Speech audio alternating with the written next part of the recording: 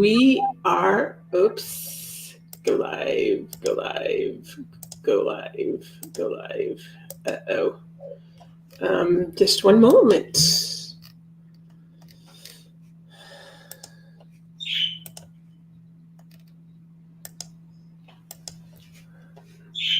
All right, I'm not sure what's happening. We are live. Oh, we are live. That's cool. I somehow messed up on the time, and so it's not going to live on Facebook like it normally does. So we're going to get this show started. Sorry, I am a little bit discombobulated today. So we'll start with an introduction. My name is Becky Norwood, and I am the owner of the CEO of Spotlight Publishing. I work with many, many authors to bring them to their stories to the world in the most powerful of ways. And with that, we have our wonderful, amazing guest. Wait till you hear her story. Wait till you hear the goodness that came as a result of her journey in life and where she is now. So we will start with a quick video introduction, and then we'll get started with our interview. And thank you, Sophal, for being with us today. Thank you, Becky. Okay, so I'm a little bit discombobulated, so give me a moment here. All right, and I'm going to remove.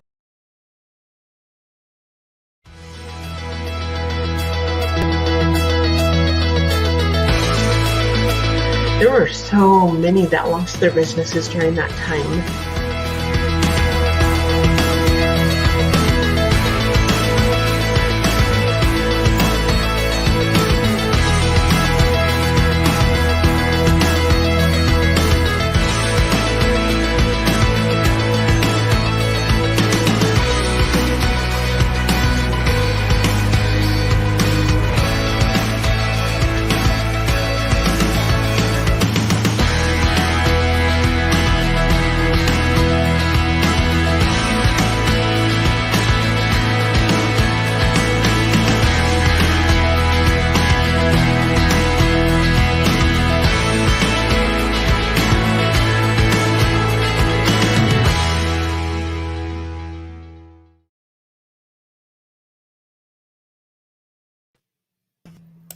So our third guest showed up, so yay! So today we're kind of in a little bit of, I must have done one little thing wrong in setting this up this weekend, so it's not going live in all the normal locations. So we also have a second guest, and Jacque, it's so nice to have you here.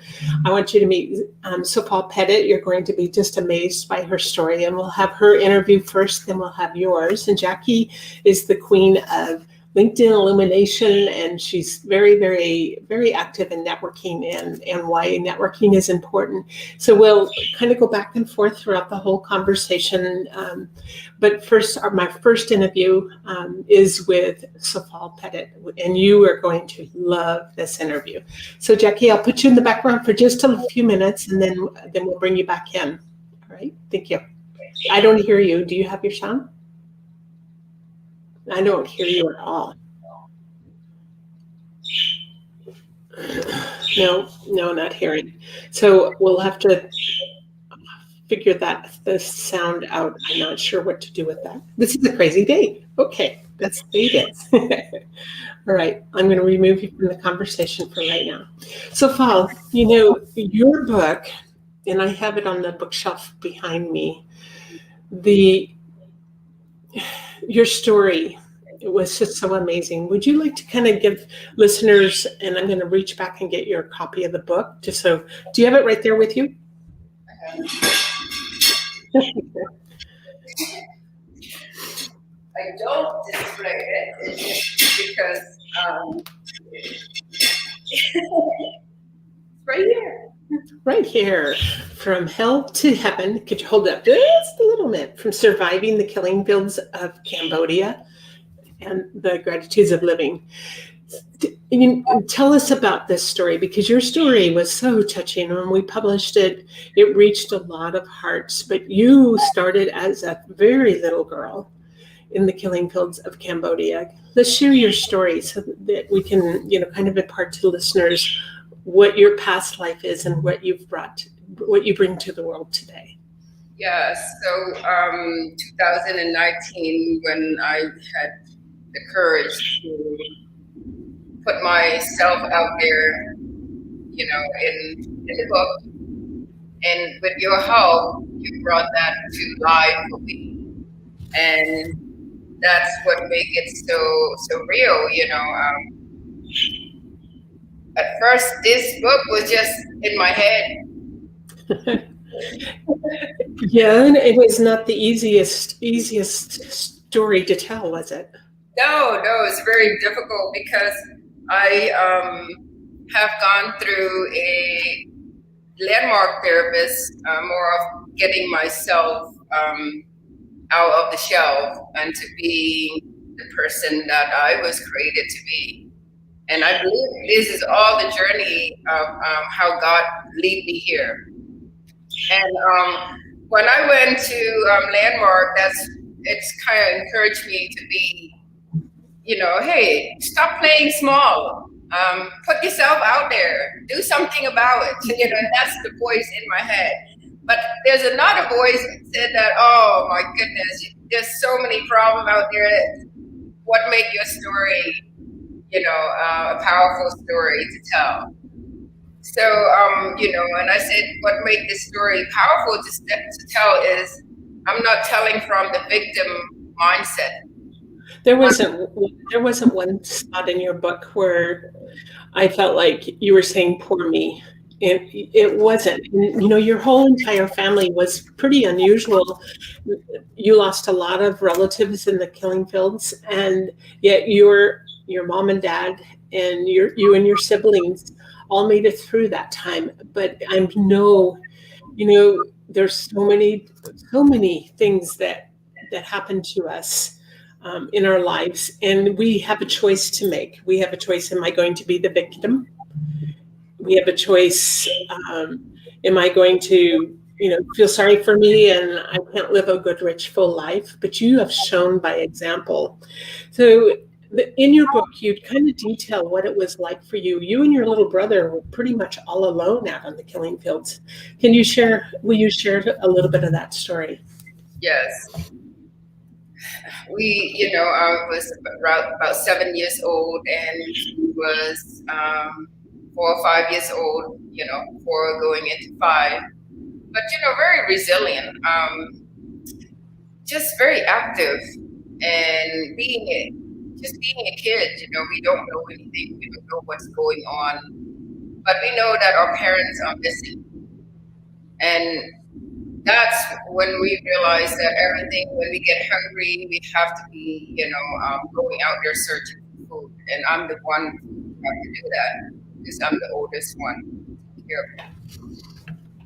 And that was hard for me. And my survival mode is, what kind of food can I find to feed this person and myself, and I look for food that are, like the bird eat or any kind of animal that eat it. And that's what keeps us surviving through this time without our parents. And then later on through life, I realized that my parents were in 2 separate camps. They were not in the same camp. And that story, told after we left the killing.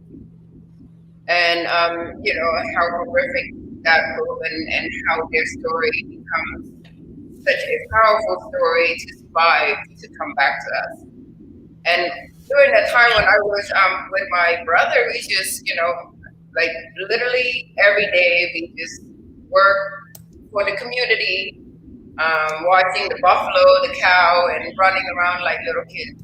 And our daily life is waiting for the rain, because we don't have any shower or anything. Our bed is the dirt floor.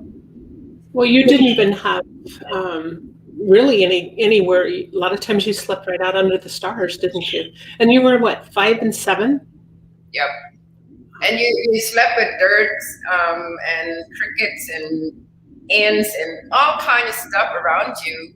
The only thing that on the top of my head is that stack of hay, and if you ever watched those African little huts it's similar to that, you know. And if you search back to Cambodia during that time, the house was just little huts, and you sleep on it, and then you know you move to different location often. But at this time, that's when we left the city overnight. We end up, you know, in my grandfather were the countryside for a few months, and then we left again. I didn't know what's going on, why we keep moving. But later on, then I realized that we have to move because of my mom background. She's a university teacher. She's, you know, she's very well educated, and her family background are very high up there. And they didn't want anybody there. They didn't want anybody that was educated. Right. That was the best way to control human being is to keep them ignorant, to keep them, you know, kill all the educator, kill all the people who can think for themselves, kill all the one that, you know, go against whatever they're to keep, you know, to take control over the country. That's what Pol Pot mindset is, to eliminate all the know-it-all, the everybody who go against him, bring the country back to ground zero. You know, the story was so incredibly touching, and you can find Sophal's book by going to her website at sophalpettit.com. But in this story, it wasn't just missing. I mean, your mother had a baby, a set of twins, just under the mango tree, out with nothing else, no coverage, and your father even took the shirt off just to cover the babies. And when the time came to your march for freedom, you had to walk through flooding waters and everything else, and there were many people that were dying along the way, and you saw all that as a child. And you know, your story, the amazingness of the story is that your troubles weren't over then, because you did finally get to a refugee camp.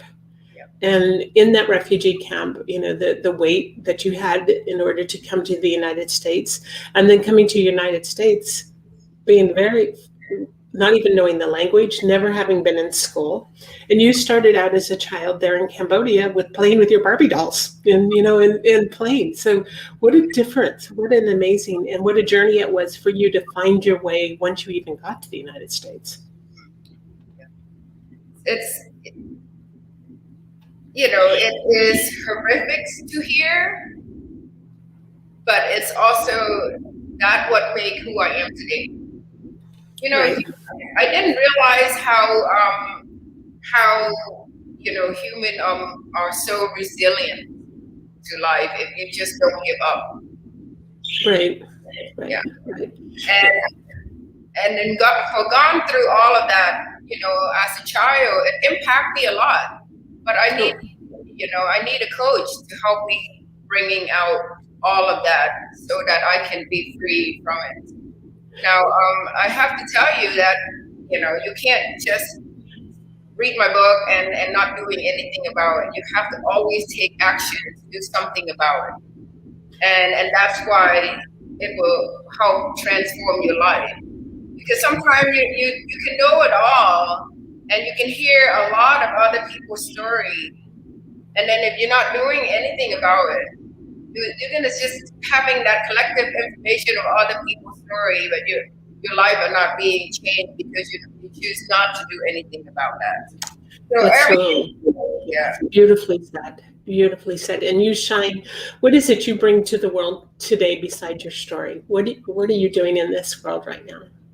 Oh gosh, I am going through coaching with amazing people, learning from them, and you know, getting them to coach me so that I can get out of my space and be out here, being present with people, so I can help other people. Or else I'm just stuck with my own misery, and there's so many noise in here that I can't do anything about it. So I have to take action to step out. And number one, you have to choose to do that. So I choose to step out and be very uncomfortable, to have a coach who tell you what you need to do. And you're like, I don't want to hear those. Well, you shine also because you work right alongside your husband in the financial industry to help people really secure a good future for themselves. And you do so much to bring to the world. I would love to read your book description so that listeners, whether they listen now or later, will really get the full essence of who you are. The description on her book, and it would be awesome if you wanted to pick it up, is Sophal Pettit was a young child when the Pol Pot revolution came to Cambodia. She, along with her parents and siblings, are survivors of the killing fields of Cambodia. They came to the country with nothing but their lives. At age 14, she enrolled in school for the first time, not understanding or speaking a word of English. Sophal shares her stories, beginning with the normal everyday life typical to lives as most of us know it, to the isolation, unspeakable death tolls, and devastation of the killing field. Then her family's escape to the UN camps and subsequent sponsorship to the US. Sophal's touching story will grip you as she talks about the struggles of adapting to life in the US and her journey to discovering herself. She shares her story to inspire others to understand that they do not need to live a life of victimhood and that they can indeed overcome the trials life brings to them. Sophal's deep spiritual connection to God has been her saving grace. She describes herself as a child of the King of Kings, a wife, mom of 3 kids, and a glamour, I wonder how many now, and a partner business owner. She lives a busy, productive life. While her journey has not been an easy one, she knows that the road that she has made for her has made her a champion for life. And that's exactly what this book brings. And my hat's off to you, Sophal, for it's one thing to go through life's trials, but it's a choice that we make to thrive and be happy. And I want to just thank you for leading by such a wonderful example in the way that you have. So we're going to take a little bit of a break. Please stay tuned because I would like to bring in the conversation with Jacque. The 3 of us will talk a little bit more about your book, and then we'll speak with Jacque about what she does in the world. All right? Very good. Give me a moment here, and I will pause for a quick break.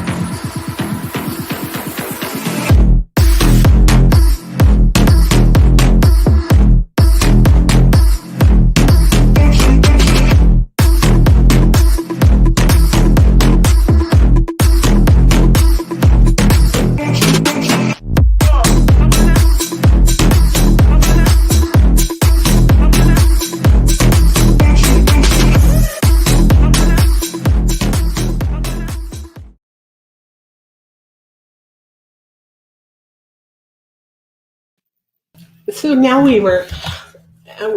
Jacque, you've got yourself on mute. Let me see if you can take yourself off of mute. Maybe I can do it. Can't unmute your guests. The mic. It says your mic is not connected. No, we can't hear you. Oh, can you take your headset off? Maybe is that going to make a difference? No. For some reason, it says your mic isn't connected. Yeah. Let's see. Can I hear you now? No. Oh, no. Huh. And we can't. I heard. There you are. Yay. Oh, now we lost you again. Oh, it is. You can hear me now. Yes. Yes. Awesome. Sorry about Jacque, that. No, it's just one of those things. It's life and trying to get all this technology on the background running smoothly. So, Jackie, welcome to our conversation. And I know you heard Thank you. the conversation with Sophal. And I know you have quite a backstory as well that all of us do. We all serve in different ways. So as we open up the conversation based around our conversation, Sophal and my conversation, I know that you even went to served in Africa for a period of time, didn't you? Could you share that story? And then let's talk about what you and Sophal both bring to the world. Yes, I was in the Peace Corps for 2 years in Liberia in West Africa. And I was immersed at an early age of 20, 21 actually, and found the culture to be fascinating. I had not experienced other cultures. And one of the most wonderful things about the culture was their warmth and acceptance of me. Now, I'm sure Sophal at this point is saying just the opposite because she had to leave. However, there are so many different people in different countries that are just receptive to having those coming into their lives. And I think I appreciated that more than anything else.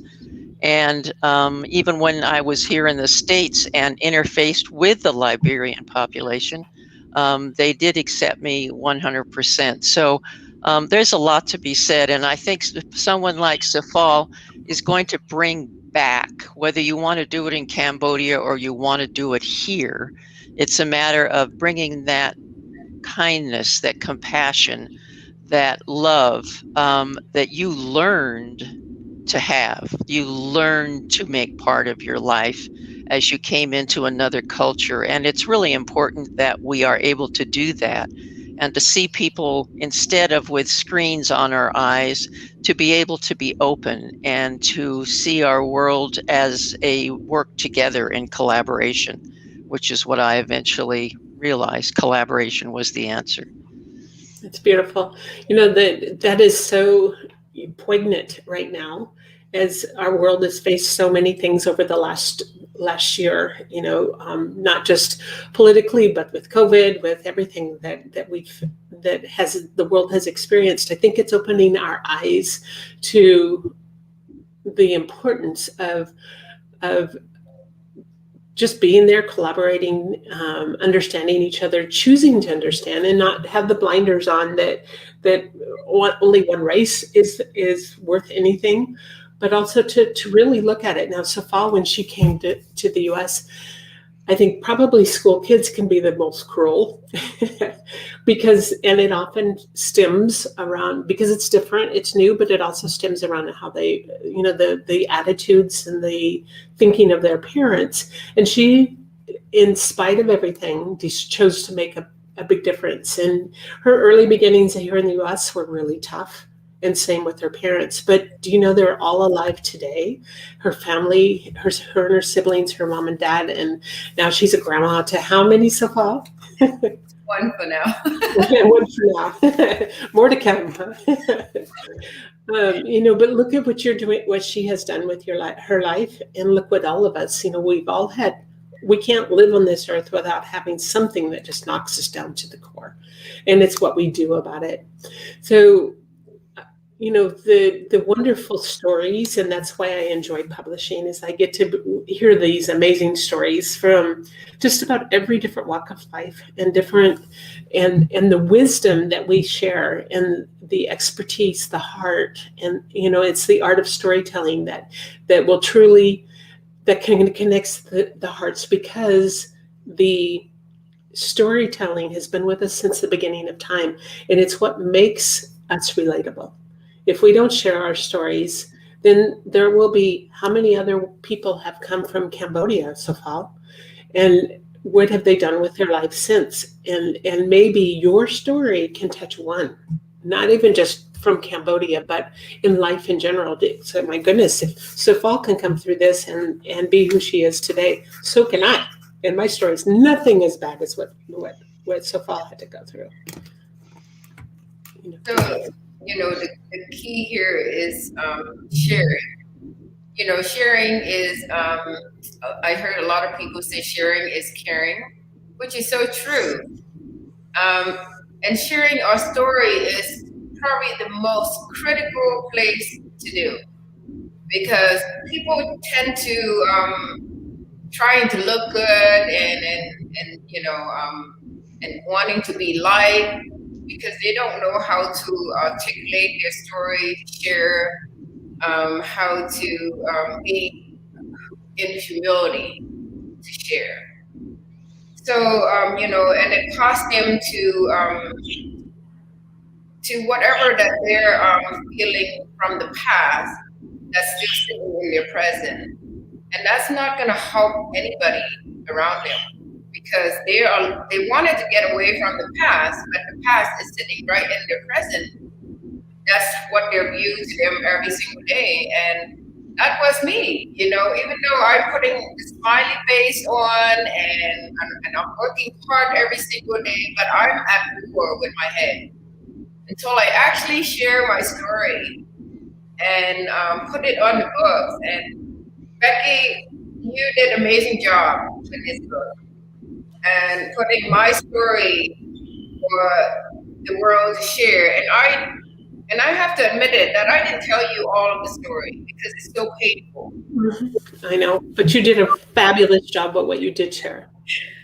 And I didn't want to go into, the childhood where what happened to me and how, going into all that detail, because I wanted people to have that, imagination of, there things could happen, but also looking at that as a life learned experience that you can be resilient enough to overcome it, and learning that those story that you made from your past is your experience for your future, so that you don't have to live there anymore. And and that's when I was, and graceful enough is my husband too. He has such a belief in me that my story needs to be told. And and fortunately at that time while I was working on my book, I'm also went on getting myself coaching from, I went to Landmark, and I went to several Landmark in learning and to get out of myself. And that helps so much to put this story together, but still I felt that I didn't do a good job enough, because how you always want to be like, well, why didn't I express it this way? Maybe the audience will,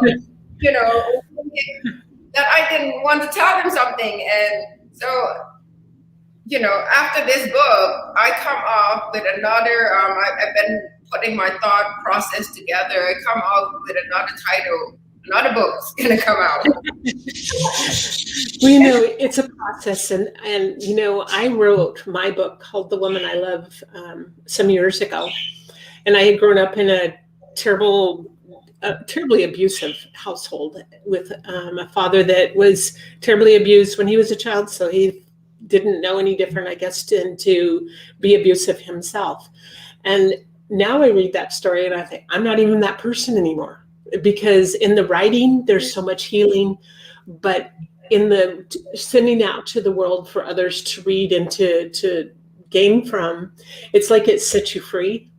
And then it comes back around, and 5-10 years later, you're saying, or even 2 or 3 years later, I'm not even that person anymore, because I've grown, I've changed. And that's the key. And I look at it and I'm going, that was me. Oh no, but that's where I was at the time. But that's the beauty of choosing to continue to grow, choosing to live life as rich and full as we can, choosing to share our story and be vulnerable and authentic in sharing our story. But look at the growth that takes place when you do that. And so we never stay the same. We never do. But it's a choice. Either we can go backwards and go into holes of poor me and depression, or we can keep rising and keep growing. And it's that way for all of us in different areas and different scope.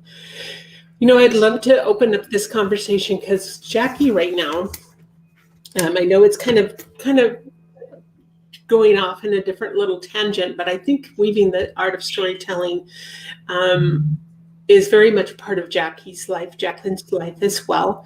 And what she brings to the world is she works with clients to use LinkedIn to really get their message out to the world in a different environment. Facebook is one thing, Twitter's another thing, Instagram's another thing. LinkedIn is more based around family. Excuse me, about business. What did I say? Family. Around business, and yet there's still that human connection in that art of story. So I would like for you, Sophal, to stay with us for this conversation, because I think there's to be some really cool points that you'll pick up from the conversation. And Jacque, I would love for you to introduce yourself as to what you bring to the world now. Yes, I bring a different kind of an awareness, I think, than I see other ways. People have always said, well, you have such a different way of looking at it. And I think, well, I thought everybody looked at it that way, but obviously they don't. So my awareness is exactly as Becky says. The building of relationships that I found from early on is built on commonalities. And when we can literally build on what is common between us, then we can actually become stronger, because we develop a respect and a compassion for others. So the actual stories that you're speaking about, Becky and Sophal, are what is so important to start that first step of commonalities. And that's the way I look at relationships. It's actually 5 C's in my world.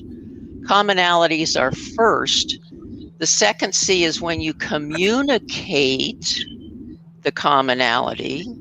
And then the third is that you commit to work together. And then the fourth is you contribute to that relationship. And if you do it with an open mind, carrying along your expertise without judgment, you get the 5th C, which is collaboration. And when you use all of those together, you get the glow, the guided love of wholeness. And that's the way I look at life. If you can literally bring together through commonalities, and LinkedIn is a beautiful place to do it. It is a huge, almost too big arena, that the key to actually unlocking it is to bring in your past, your experiences, as the building block for collaboration, because of the commonalities. And people will begin to pay attention to you when you relate to them. Oh, we are focusing on the same thing. Oh, my background is. Oh, how about we do that together? Well, who's not going to want to be with you? Because you have a whole different perspective, but you're on the same path. And so stories, especially from your book, as to back that up, Sophal, is perfect. And where you've been just brings that forward more, and brings more compassion into other people's lives once you use those stories effectively, not as wanting to hide them, but instead to be proud of who you are today because of those stories. I guess that says who I am.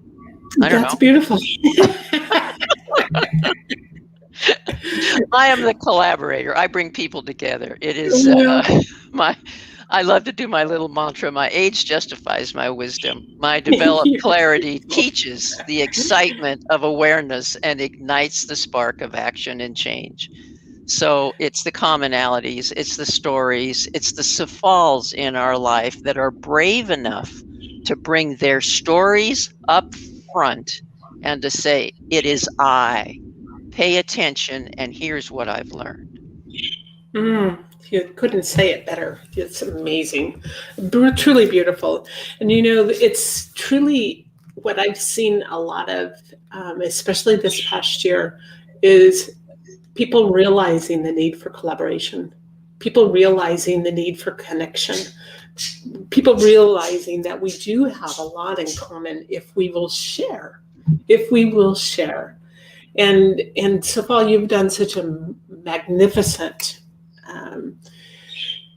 example. You've done a wonderful job of bringing this to light and letting your light shine. You don't hide your light under the bushel basket. You let it shine, and that's just beautiful. So circling back around to you, Jacqueline, when you work with somebody to understand how to use LinkedIn, you have something that you do called LinkedIn elimination. How does that process work, and why is it so important for those of us that maybe we've seen LinkedIn, we get a lot of connections from LinkedIn, but we really don't use it the way we need to, and we don't often understand how to use it in the right way.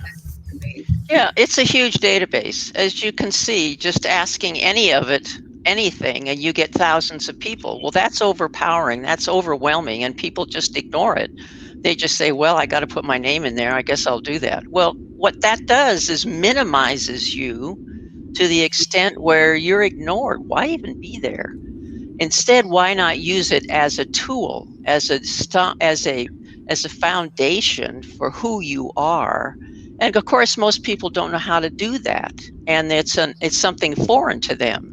So what I like to do is I first start with what's called a clarity from chaos session, where I sit down and figure out with you on Zoom where you're going, who's your target, who's the best person to be in alliance to work with you. And then from that, I craft a new about under your profile, an about, and have it targeting the people you want to meet, as well as targeting those who would be perfect alliances to carry you somewhere else or to make you word of mouth.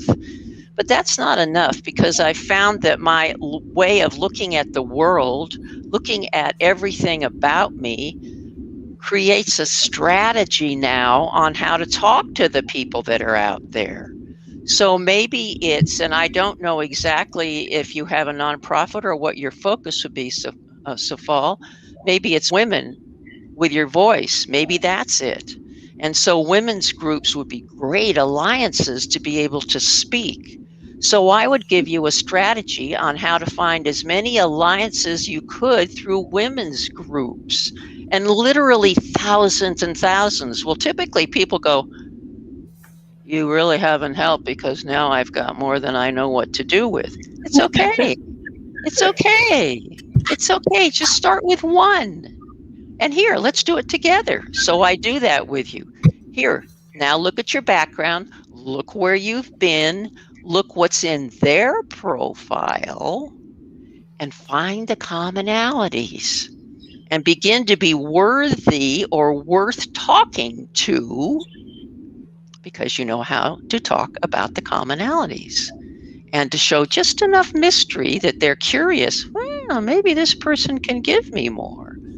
So it's to be able to learn to work with people, build the relationships, using your story and seeing what they have to offer and blending the two. So that's what I do in LinkedIn. I put your cause out there by showing people how they can work with you through your profile. Pretty magical.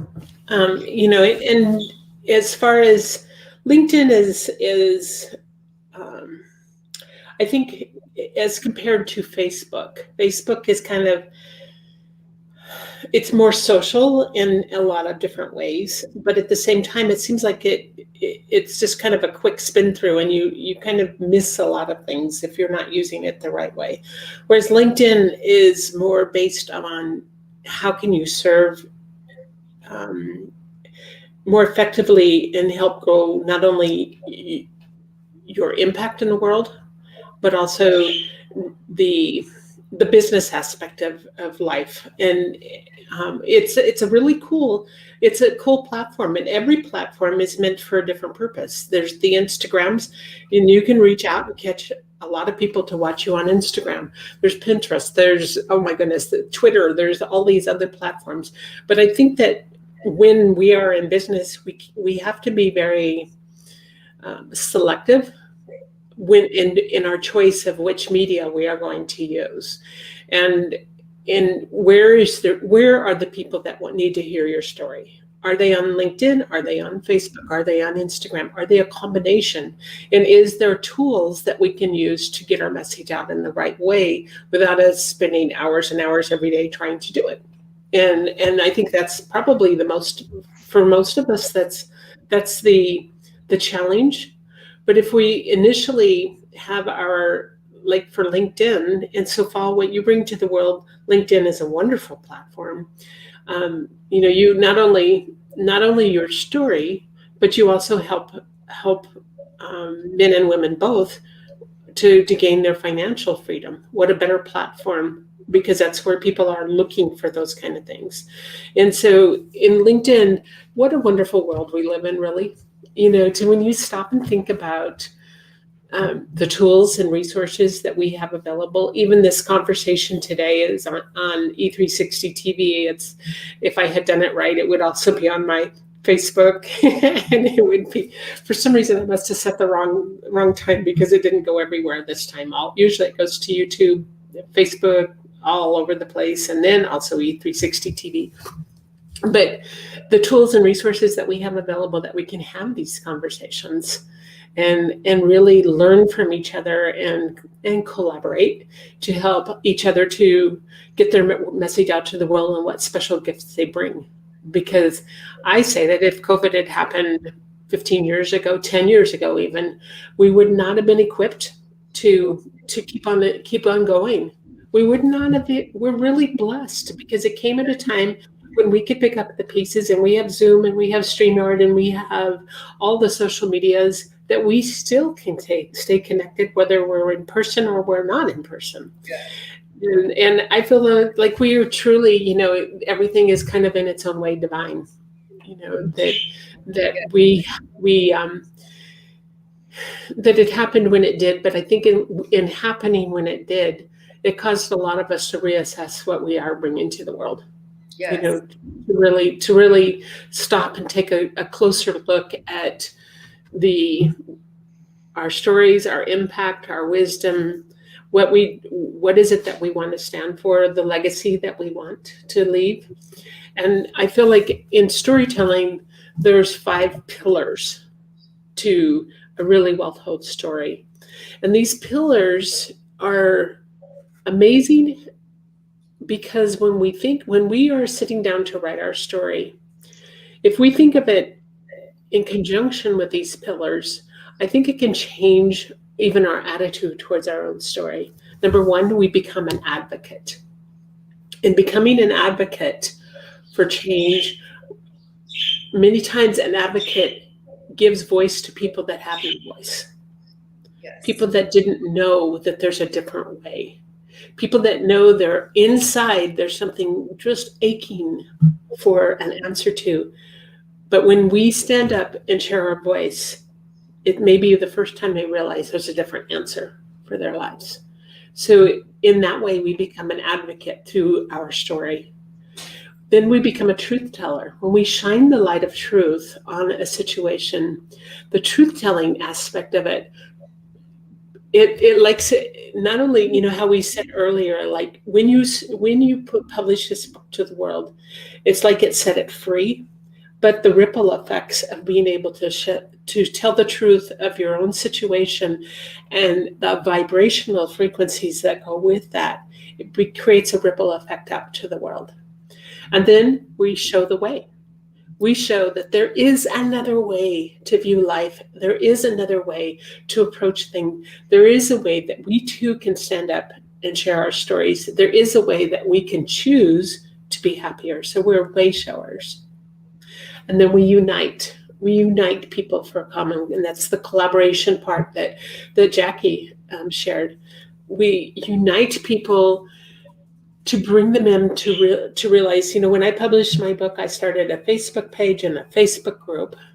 And when I published my book, we chose the woman I love, and that's the name of the group. And in that circle of group, it started with just me, and now there's hundreds of people in that group, and everybody supports each other. Sometimes somebody will come in, I'm just having a horrible day, and everybody just kind of pitches in and shares little wonderful thoughts. It serves its purpose. There's a way to reach out. And so that unifying effect. And, when I published my book, and I'm sure, Sophal, you've had your experience in this too, of people reaching out and saying, thank you. Thank you for sharing your story. Thank you for giving me the ability to see life in a different way. And then the fifth, and what I call the bonus of it all, is we become a legacy maker. We create a legacy in the world with the world that sorely needs that legacy. So what a better time to be living. What an amazing time we're living. And in observation, I feel that the vast majority of mankind are really good people. They are incredibly good people. There are the ones that do the ugly stuff, but they're not the common. If you look at it, the common thread among us is that basically the vast majority of us are truly good. And it's by our shining and by being the advocates, the way showers, unifiers, the truth tellers, and the legacy maker, and doing all the things like finding the commonality, the communication, the commitment, the contribution, and the collaboration. All those weave together to make a better world for ourselves and for those that come in contact with us. And that's what we're here today. We're here to be impactful influencers in our world. We're here to make a difference. We're here to shine our light, to show that, guess what? We have something to contribute, and this world is an amazing place to be. Look at the changes that there has been in even the last year or so. So as we open up the conversation back, circling around to you, Jacque, tell our audience, how they can work with you, and also any kind of extra little tidbits of knowledge that you can share about the program and what you do, because I know you are very adamant about networking. So kind of like circle back around to all that you bring to the world. Well, I think that authors, since that's going to be a large part of your audience, you hope, yes, need to realize, need to realize that their voice is very important. And they did the first step as far as writing the book. And as you and I have both agreed, you did everything you possibly could to make them a bestseller. But that's, and you can put it now on the shelf and say, okay, that's done. That's my past. It's over. But it's not. It's just the beginning. And so what I like to bring to authors is the next step, is to be able to take that story, whatever it is, that advocacy, that legacy, that voice, that all the things that you have said, and now let's make use of it. Let's start the commonalities here. Let's look for people with the same commonalities that have gone somewhere else, and you both can learn. So that's the importance of LinkedIn. Plus, I find that today, and all your conversation about the abundance of what we have and because it's wonderful to be alive, I can literally speak to people in any part of the world. It's amazing. Yeah. Literally any part of the world. I'm working with youth in Sierra Leone, 2 youth groups in the Congo. I'm working in Shanghai. I'm working in Cameroon. I'm working in Kenya. I'm working in Liberia. All of these countries, most of which are in Africa, because I kind of have a sweet spot for Africa. But the point is that people have no clue. Sophal, think of what it'd be like if you could talk to a Cambodian girl. Let that settle for a minute. Maybe one who's here just a young one that has no clue other than they escaped, think of what you could give that girl. Or even someone in another country. And that's why the mentoring for me is important. I'm not giving them money. They think we're rich, but I'm not giving them money. I'm encouraging them. I'm giving them resources. I'm giving them things to help start their businesses and their causes in other countries, whether it's Planet Startup, or whether it's water or food or whatever it happens to be. Let them do the work. So, Sophal, you have such a future ahead of you, and any of the others that have a cause. Your future is your voice. You've had enough gumption to get it on writing.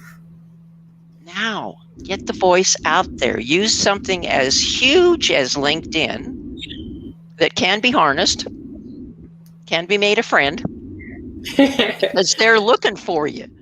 They're looking for you. They really are, but you got to know how to work with them.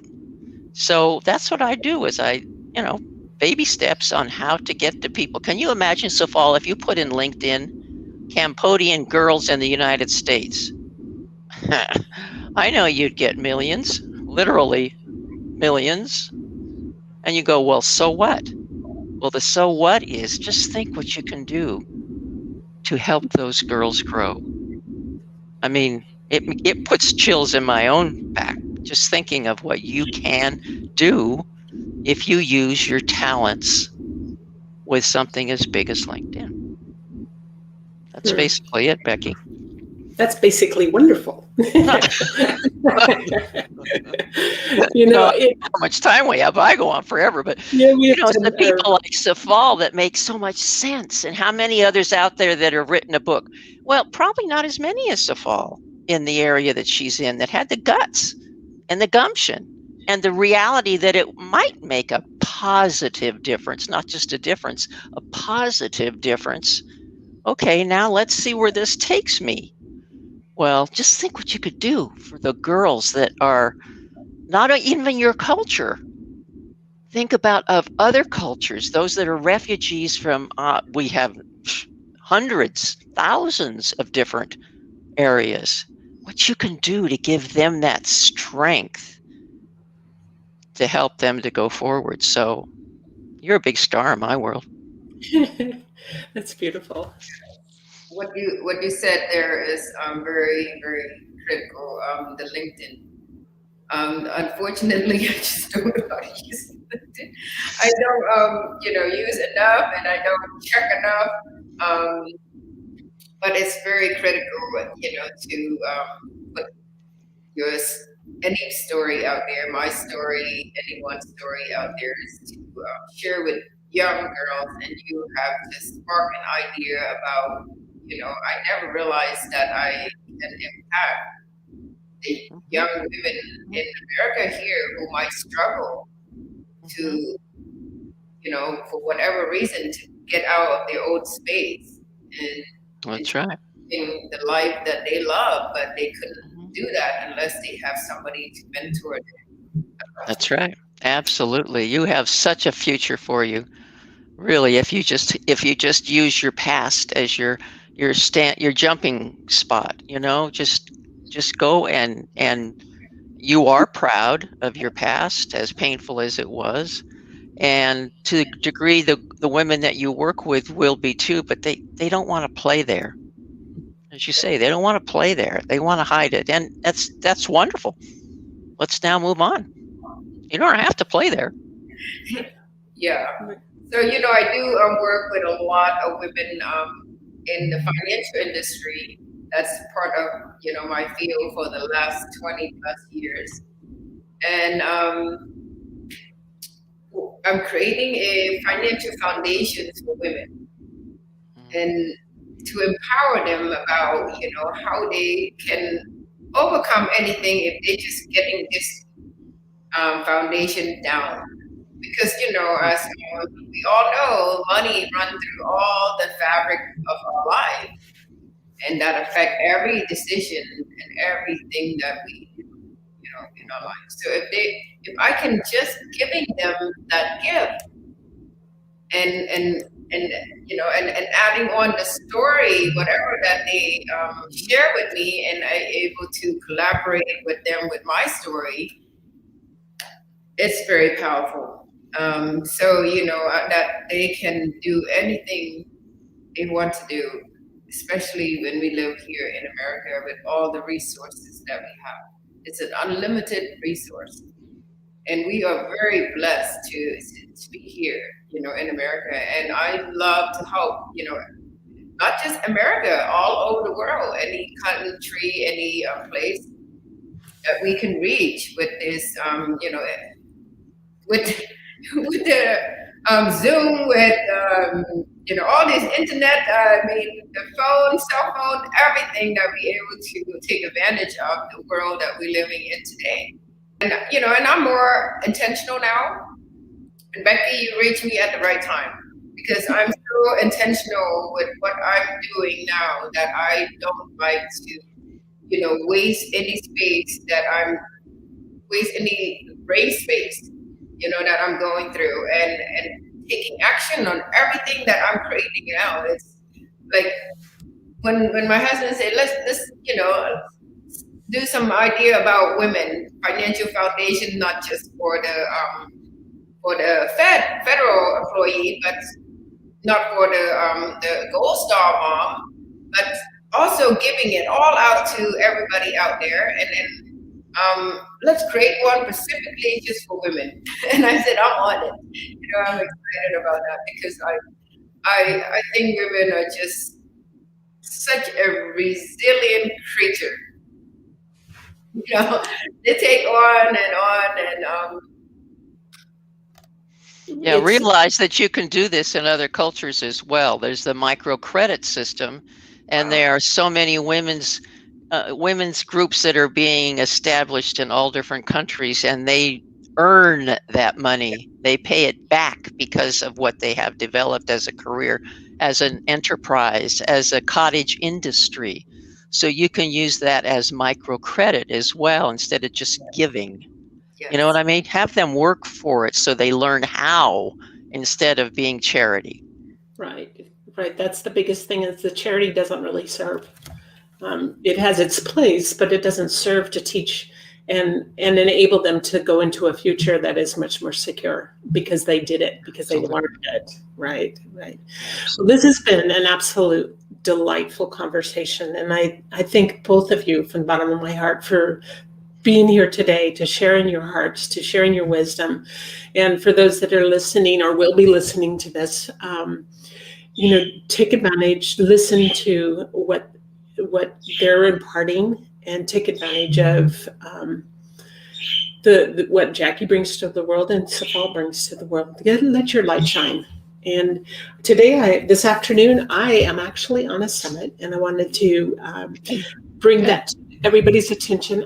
Today is International Women's Day, and I am on the Voices of Women summit this afternoon, but there's over 100 women speaking on this summit.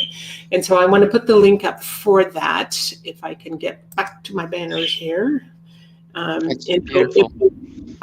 Running across the bottom of the screen.